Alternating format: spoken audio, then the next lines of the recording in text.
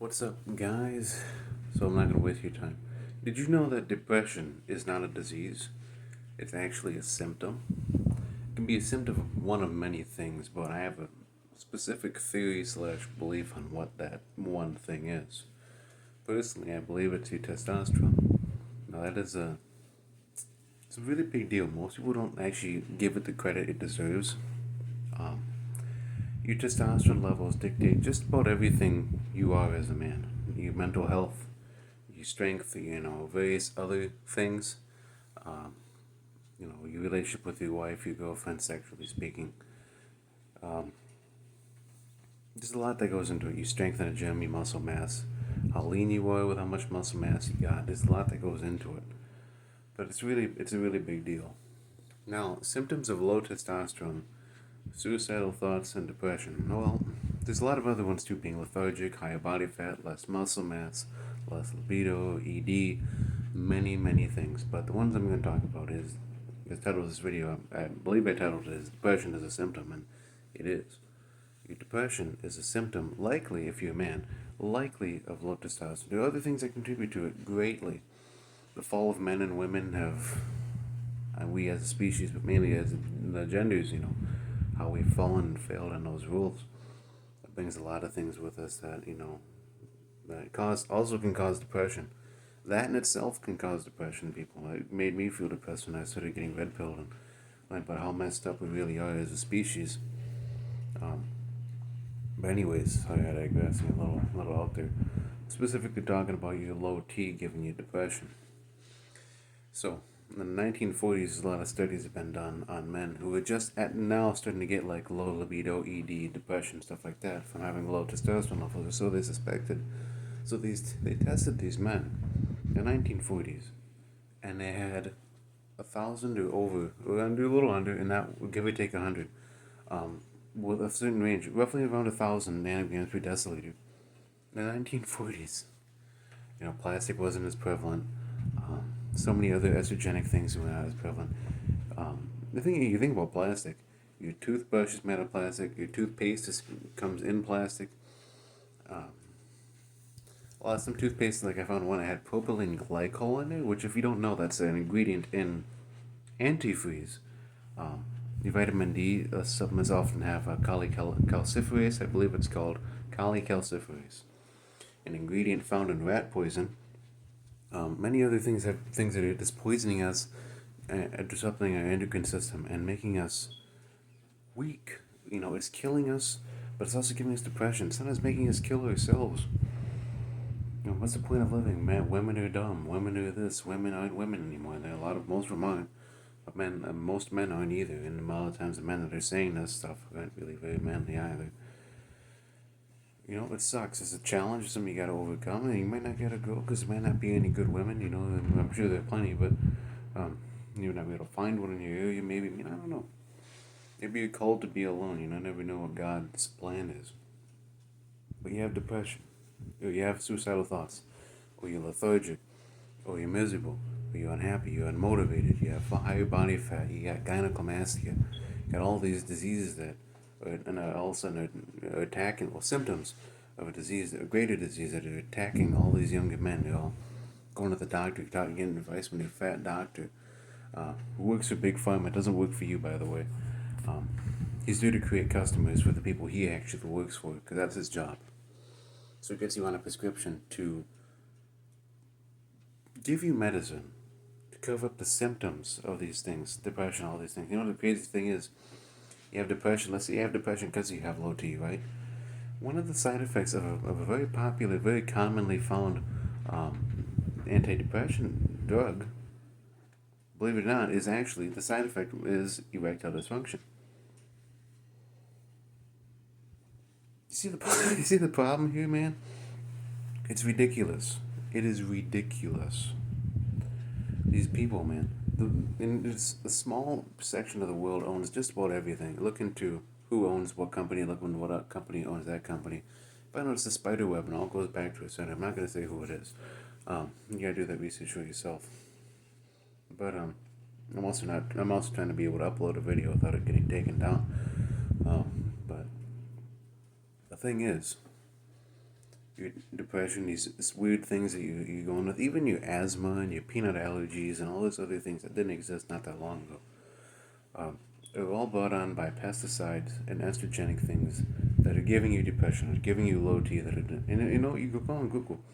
Google will straight up tell you depression is a hormone, basically caused by hormone imbalances. That's what causes depression. That doesn't tell you what hormones. It just says, oh, it's in your brain or something's so you're missing a certain hormone that's just just fucking with you. Your head's not working right. Your balls might not be working right. You don't want to, won't Google won't tell you that, but I will. No, but instead of here's the thing. Let me say this. Google will tell you that depression itself is the disease. You gotta treat the disease, right? Now that's true. You gotta treat the disease in order to cure the symptoms and all those other bad things that are messing up your life. What if I told you depression wasn't the disease? It was a symptom of a greater disease, low T. I believe that because most men that have depression, myself included at one point, no more so self-diagnosing because I didn't go to a fat doctor, and get a card that says, "Oh yeah, you are miserable." Hmm? No, I am self-diagnosing in that aspect. I don't have clinical depression or nothing. I didn't. Maybe I don't know. I never got diagnosed. So I'm not going to the doctor to find out. Not that I have it anymore. But these things can be cured through meditation, gratitude journaling, feel the good habits, lifting weights, things that clear you because your mind is always overstimulated anyways with all the garbage you're consuming through your media. So take that coupled with all the estrogenic stuff that's out there, stuff that we haven't even thought of yet. The polyester in your clothes and it's in your guitar case, it's on your tape, your I'm trying to think of movies. I'm looking around my room right now. I got a poster of plastic on my room. I got like a lot of clothes that are getting phased out because I'm learning about this stuff now. And the cover on my book, um, old water bottle I no longer use. Nalgene, I use iron flask now because it's metal. And then look at more stuff.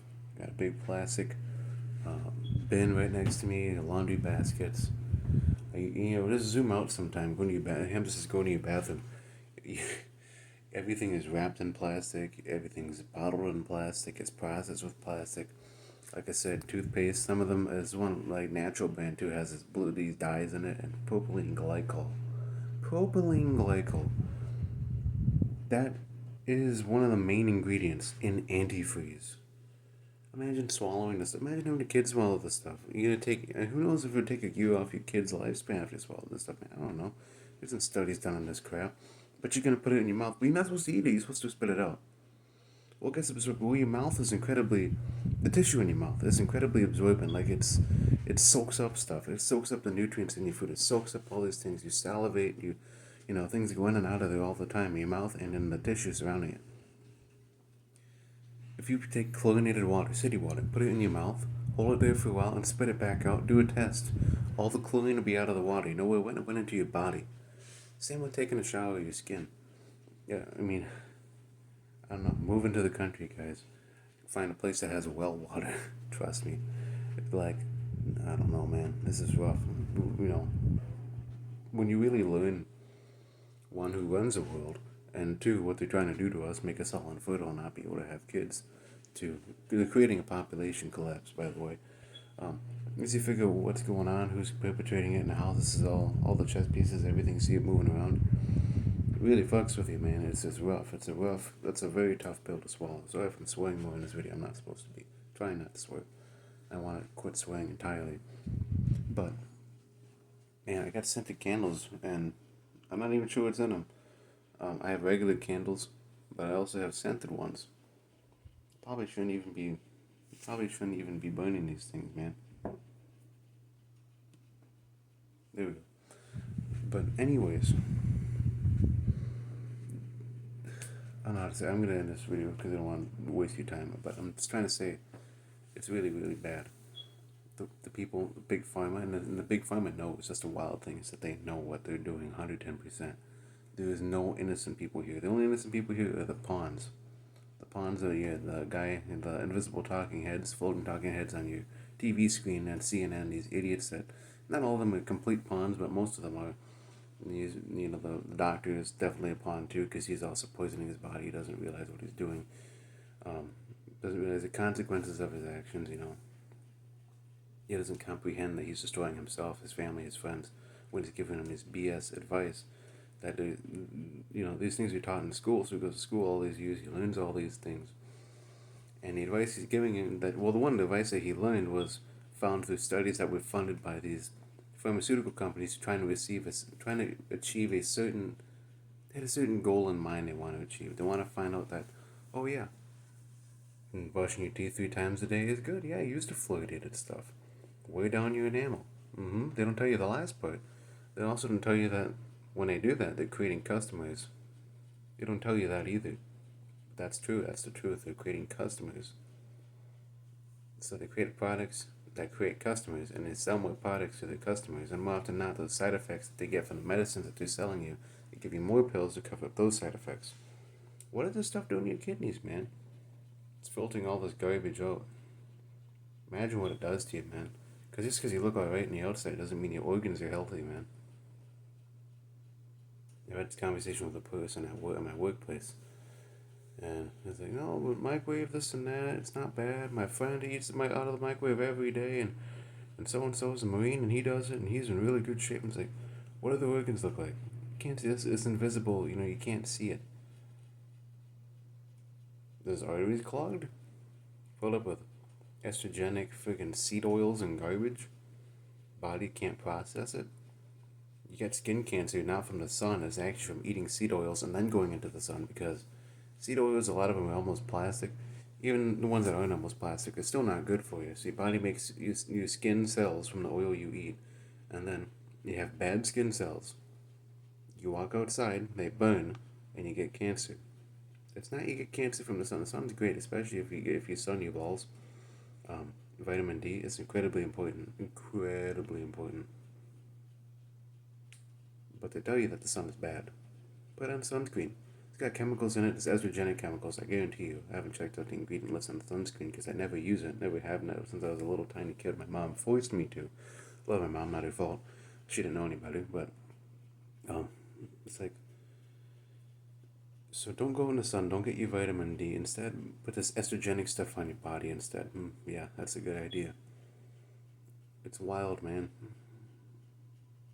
Another great one I remember hearing, because the medical industry does this. This is a good example. I remember hearing a while back, is that dog food isn't actually good for dogs. But the science that they teach in schools to veterinarians comes from these studies that are paid and bought for by the companies that own dog food. Like the dog food, like big brands. They just manufacture this garbage out, and your dog eats it and has a shorter, healthier life than you could. I know in the wild they live less time, blah, blah, blah. But they live healthy. Generally, they're going to be a little bit healthy, unless they get infection for some weird disease or whatever. If you don't get a weird disease, you don't get infection from being in a fight, they're going to be healthier because they're eating things that come from nature rather than things that come from a lab.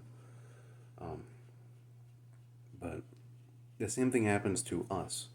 We're taught that these things are good, these things are bad. I remember one time I can't remember where it was I saw this. It was a YouTube video. But one of these big Kellogg cereal companies or whatever the hell had a tier list of good food, and at the top they had like cereals like, oh, breakfast cereal is good for your heart and this and that, blah blah blah, whatever. And on the bottom they had ground beef cooked in butter. Ground beef. Assuming it's grass fed. Great. Even if it's not grass fed, it's still far better than cereal.